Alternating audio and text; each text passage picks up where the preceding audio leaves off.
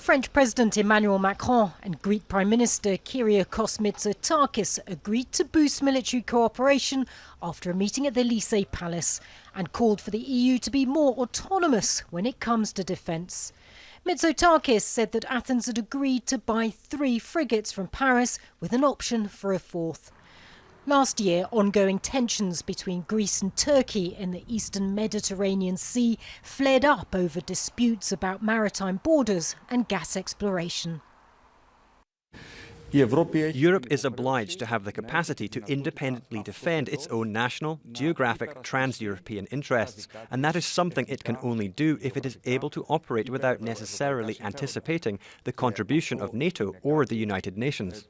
The sale of the warships comes less than 2 weeks after Australia pulled out of a multi-billion-dollar submarine contract with France, after Canberra signed a defence pact with the US and UK for the Indo-Pacific, sparking a diplomatic row with Paris.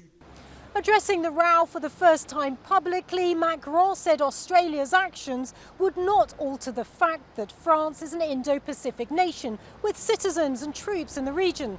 He also emphasised his long-held belief that when it comes to defence and strategy, the EU can no longer rely on the US.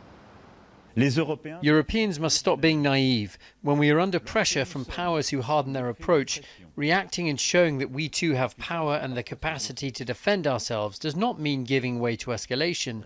It means making ourselves respected. We must admit that for more than 10 years the US focuses a lot on itself and has strategic interests that are pivoting towards China and the Pacific. If Macron regards the AUKUS deal as a wake-up call for Europeans, Athens clearly agrees.